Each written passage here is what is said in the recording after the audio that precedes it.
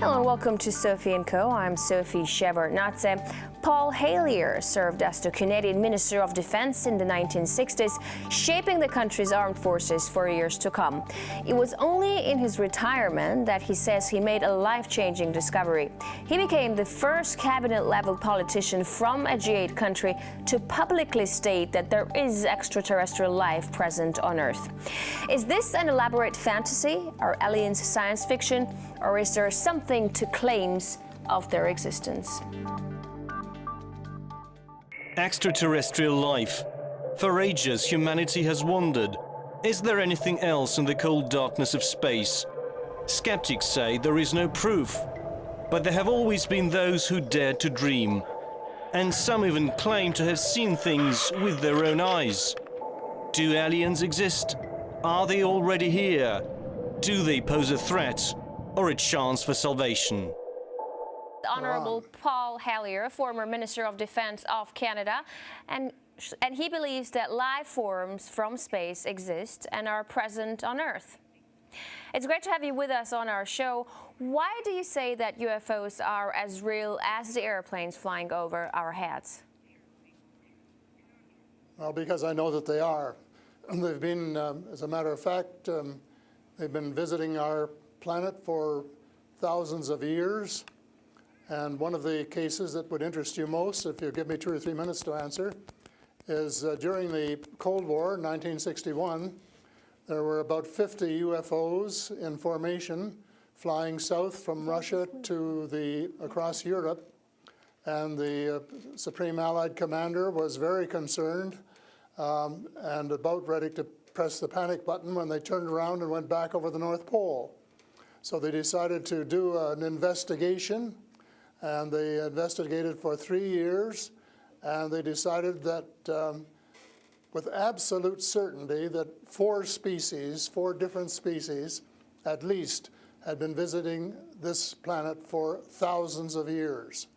So that's, we have a long history of UFOs, and of course there's been a lot more activity in the last few decades since we invented the atomic bomb.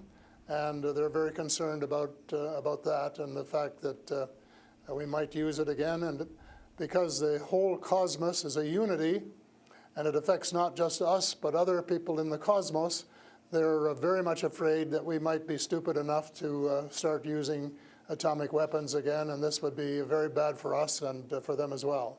So no serious scientist has ever publicly confirmed evidence of an encounter with extraterrestrials. Why would scientists not confirm the facts if they exist? I'm afraid they must go out of their way not to find out.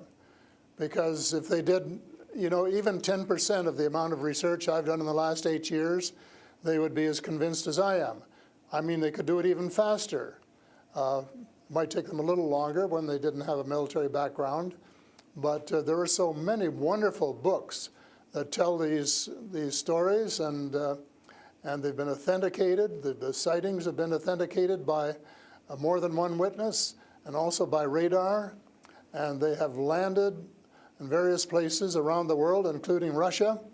There's a famous case there. I can't remember the name of the place, but it was widely reported at the time. A man wrote a book about it, and then the French bought the book rights so that it wouldn't be circulated around.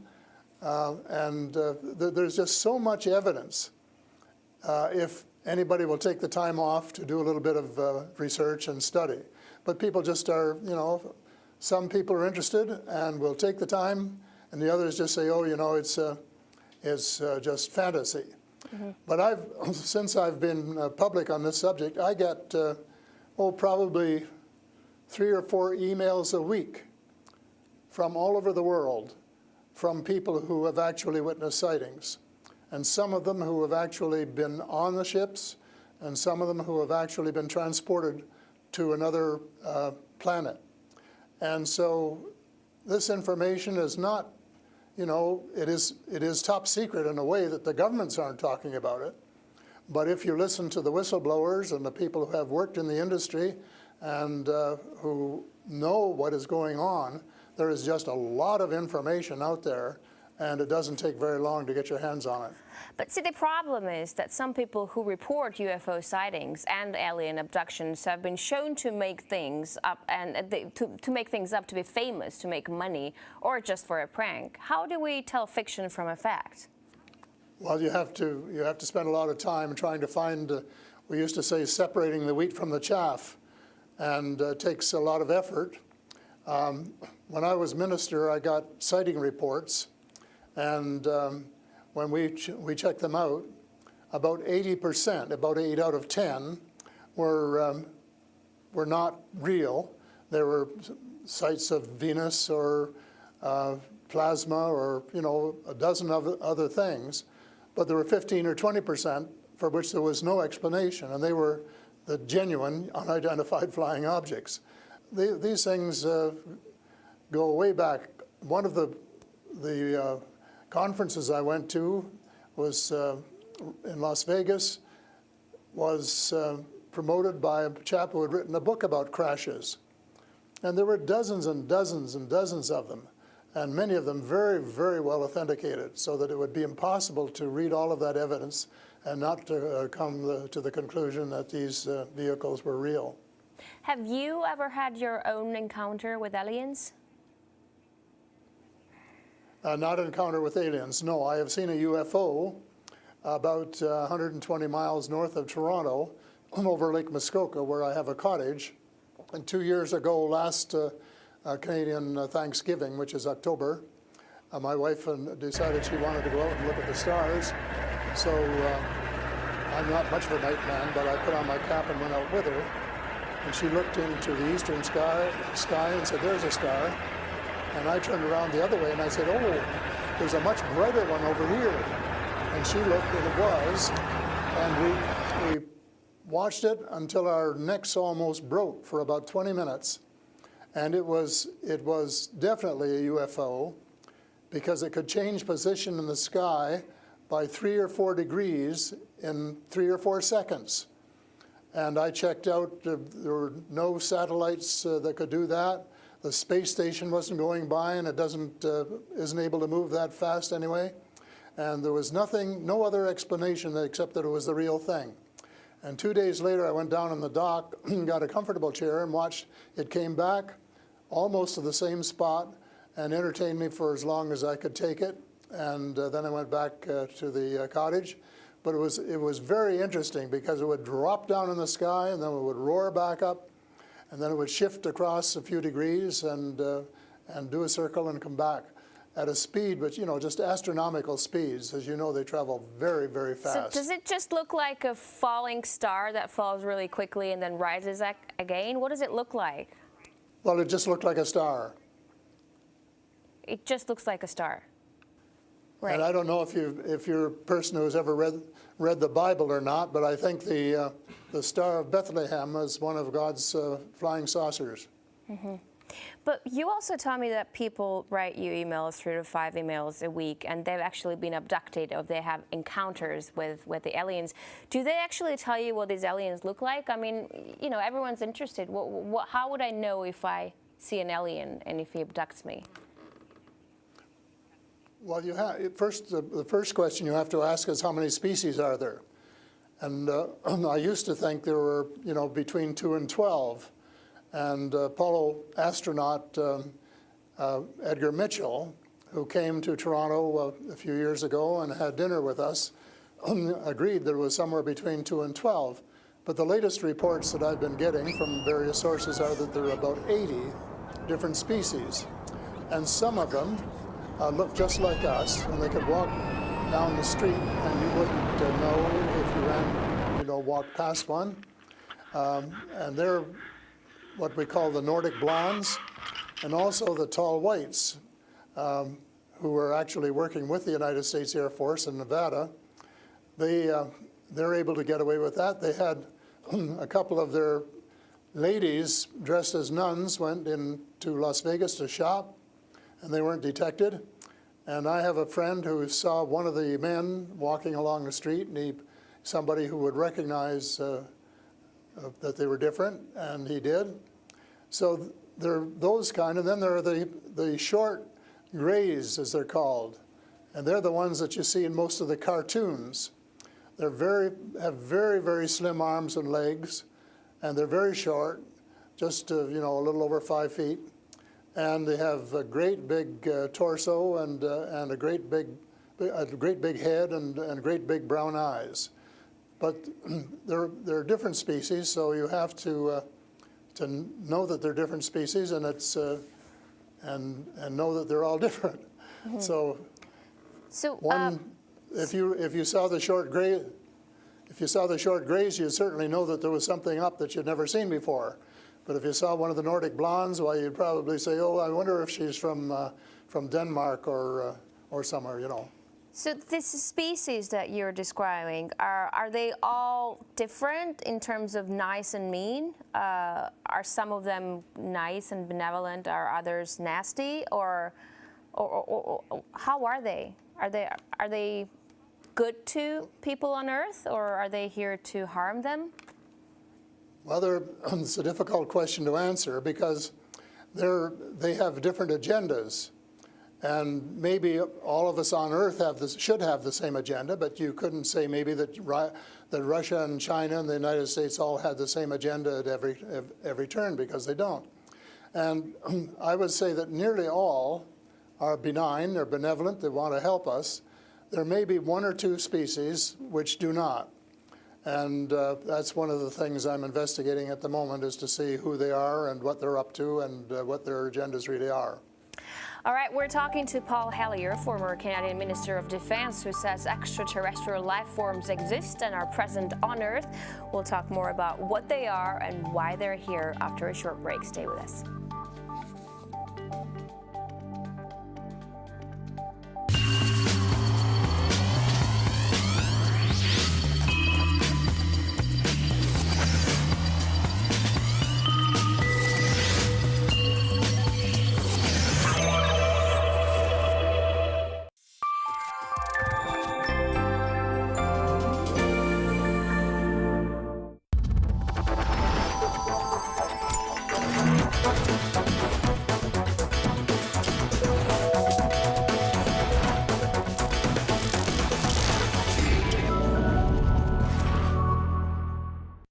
On their way to Antarctica, the crew of the academic Fyodorov face many challenges. Here you have to look out for yourself. Crashing onto rocks, trapped in pack ice. In extreme conditions, anything can happen. Antarctica always comes up with surprises. You have to keep your eyes open because there's always something going wrong. The ship carries huge reserves of water, food, fuel, as well as helicopters and people able to survive extreme conditions. They're ready for anything, even an apocalypse. She's really an incredible ship. Calling all Antarctica stations. This is Academic Fyodorov. Radio check. Please respond.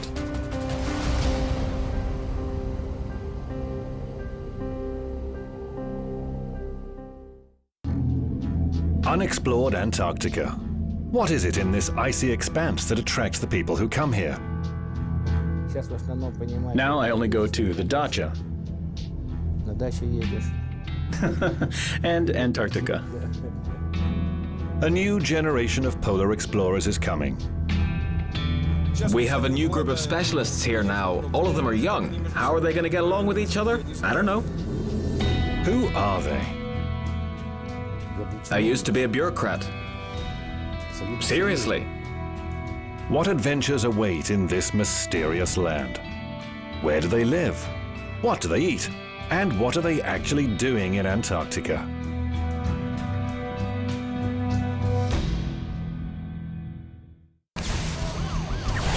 "12 months of change. The moments which redefine the world we live in. RT was there to bring you the full picture. Clash with the police. The police are holding their new envoy to close a camp that is a dark spot on American. Build the barricades which the police had taken down. On New Year's Eve, our global team of reporters and contributors revisit the key events of 2013 and outline what to expect next. Join Anissa Nawi and Kevin Owen for our annual 2-hour news special. Start 2014 with RT.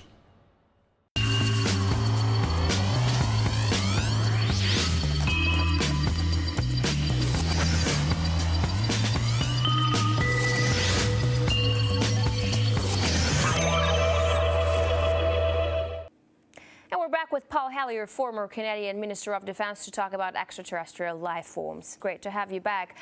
So these extraterrestrial creatures, where did they come from and how did they get here to Earth? They come from various places. For a long while, I only knew about ones who came from different star systems. The Pleiades and Reta Reticula and several other star systems, but in the last few months I have met people who have made me aware of that there are some in our star system, and that there are actually extraterrestrials who live on a planet called Andromeda, which is one of the moons of Saturn, and that there are others on Venus and some on Mars, and that they may be interacting between themselves. I suspect that they are, because there is what is called a federation of these people, and they have rules. For example, one of the rules is that they don't interfere in our affairs unless they're invited to. And that's one of the reasons probably that we haven't seen more of them until very recently.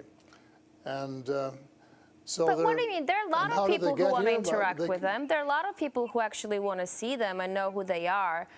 What, they need a special invitation to interact with us? What does it mean? They don't want to interfere into our affairs. Well, they don't want to tell us how to run our affairs. They have accepted the fact this is our planet and that we have the right to run it. But they're very, very concerned. They don't think we're good stewards of our planet. We're not. We're clear-cutting our forests, and we're polluting our rivers and our lakes, and we're dumping sewage in the oceans, and we're doing all sorts of things which are not what good stewards of their homes should be doing. And they don't like that, and they've made it very clear. And as a matter of fact, they have given us a warning. How? And this has come from more than one source. How have they made it clear? What have they done? They have talked to people.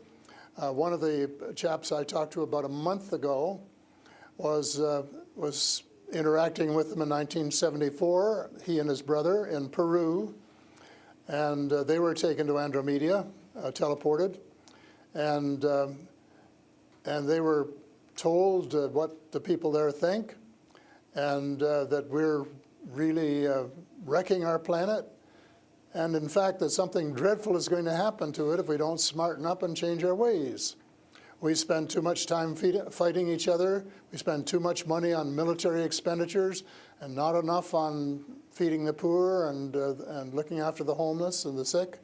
And that we are polluting our waters and our air, and that we're playing around with these exotic weapons, thermonuclear weapons and atomic weapons, which have such a devastating effect both on our Earth and on other areas in the cosmos. And they don't like that. And that's the reason they would like to work with us to teach us better ways, but only, I think, with our consent. And they work through individuals, and they try and pick out individuals who won't be frightened to death of them, because they can give you quite a fright. One of the cases I'm familiar with was the tall whites in Nevada, where the United States Airmen working with them, were just frightened to death of them. And one, Charles Hall, rescued the daughter of one of the high-up people in the tall whites, and as a result became very good friends with the mother. And as soon as they could trust each other, they had a wonderful relationship. And he wrote a book about it. It's called Millennial Hospitality. Millennial Hospitality. And it tells you how you go through these stages of being scared out of your wits. But then when you establish a trust and a working relationship, why you can have the same relationship, same kind of relationship that you would have with someone here on Earth. But here's what I'm thinking. If you're outing their presence, which is clearly not what they want since they're hiding, why aren't they so afraid of, why aren't you afraid of repercussions? Because you're obviously stating that they're here among us, and you're telling me all these species that exist. they are here among us, and I'm not afraid because in most cases, well, as far as technology is concerned, they're light years ahead of us, and we have learned a lot of things from them. A lot of the things that we use today, we got from them, you know, lead lights and microchips and Kevlar vests and all sorts of things that we got from their technology, and we could get a lot more too, especially in the fields of medicine and agriculture, if we would go about it peacefully. But I think maybe some of our people are more interested in getting their military technology, and I think that's wrong. I think that's wrong-headed, and that's one of the things that that we're going to have to change, because we're going to have to work together. Talking about all of us, everywhere on the planet. You've mentioned military technology and swapping technologies and barters between between aliens and people in American government. I want to ask you, as a former Minister of Defense of Canada, is interstellar war a possibility? Should we be creating a Star Wars force to defend ourselves from possible invasion or something like that? Well, I think it's a possibility, but it's a possibility especially if we shoot down every UFO that comes in our airspace without asking who they are or what they want. And right from the beginning, we started scrambling planes and trying to shoot them down, but their technology was superior enough that we weren't able to get away with it. Certainly not for a long while. And during that period of time, they could have taken us over without any trouble if they'd wanted to. So I think we have to, rather than develop our own Star Wars, for Earth Star Wars, to protect ourselves against them, that we should work with the benign species, who are the vast majority, and work together and rely largely on them, of course, and cooperate so that we would be contributing something at the same time. But I don't think there's any point in us developing a galactic force that would tempt us to go out on our own and get into mischief, which is one of the things I think some of them are concerned about. But what do you expect to happen if people start to believe in alien existence on Earth? Because things are definitely going to change. Our lives aren't going to be the same anymore. Well, I hope that's the case. I hope that's the case, and I'm all for full disclosure, and I'm going to push very hard for full disclosure in the book I'm writing, and to give some reasons for it, things that we really have to know and have a right to know, and that our future as a species, and here I mean, you know, all of the species in the world, are potentially at risk if we don't figure out what's going on and work together to try and make life more amenable for all of us. But it's and to work with our neighbors from other planets as well. But still, like, I'm thinking to myself, if they've been here for such a long time, as you say, and they're interested in helping humanity, as you say, why is our world such a mess? I mean, if you want to help someone, you just help someone. You don't wait for that someone to invite you to help that someone, no? Well, I don't, you know, it's something that I think parents can sometimes say to their children, this is what you should do.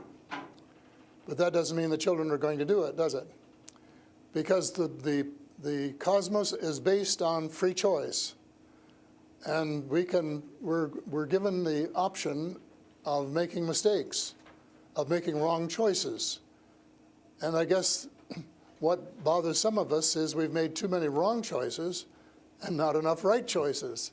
So we're going to have to start switching our priorities and stop spending so much time and effort and weapons to kill each other or to dominate each other, and spending a lot more time on how to help each other to have a better life and a more just society, and a life which is healthier and where the health care is better, and where the food distribution is better, and where the air is cleaner and the water is cleaner, and all of those things that are waiting to be done if we just get together and row, as we say, rowboat, row in the right direction, the same direction. And it's possible, but it's a tall order, and so far we haven't done it. My thesis will be that we have to do it, and we have to start doing it right away. Thank you so much for this interesting interview and insight on extraterrestrial life. That was Paul Hellyer, former Canadian Minister of Defense. He says aliens exist and live among us on Earth. That's all the time we have for today. I will see you in the next edition of Sophie & Co.